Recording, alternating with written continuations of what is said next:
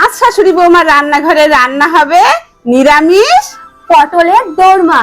শাশুড়ি আর বৌমা মিলে পটলের খোসাগুলো চেঁচে নিলাম। এবারে পটলের ভেতরের অংশগুলো বের করে নিয়ে ভালো করে পটলগুলো ধুয়ে নিলাম। সমস্ত উপকরণগুলো রেডি করে নিয়েছি। লবণ আর হলুদ মাখিয়ে নিলাম পটলে। কড়াইতে সর্ষের তেল দিয়ে দিলাম। তেলটা গরম হয়ে এলেই পটলগুলো দিয়ে দিলাম। এবারে পটলের ভেতরের অংশটাকে বেটে নেব।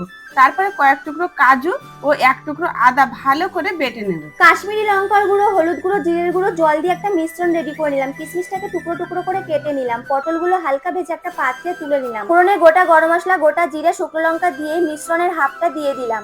পটলের ভেতরের অংশটা বেটে রাখাটা দিয়ে ছানা আর কিশমিশ দিয়ে পরিমাণ মতন নুন, পরিমাণ মতন চিনি দিয়ে হালকা নাড়াচাড়া করেই রেডি আমাদের পটলের ভেতরের পুর। এবার পটলের ভেতরের পুরগুলো ভালো করে ভরে নিলাম।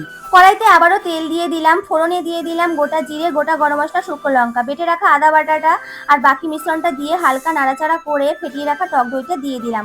পরিমাণ মতন লবণ, পরিমাণ মতন চিনি দিয়ে হালকা নাড়াচাড়া করে বেটে রাখা কাজু বাদাটা দিয়ে দিলাম। এবারে পরিমাণ মতন জল দিয়ে পুর ভরে রাখা পটলগুলো একে একে দিয়ে দিলাম। দিয়ে 15 মিনিটের মতন ঢাকা দিয়ে রাখতে হবে। 15 মিনিট পর ঢাকনাটা খুলে নিলেই দিয়ে দেবো 1 চামচ ঘি আর 1 চামচ গরম মশলা। দিয়ে দিলেই রেডি আমাদের নিরামিষ স্টাইলে পটলের দোরমা। এবার বৌমাকে টেস্ট করানো যাক। কেমন, ভালো তো? অসাধারণ।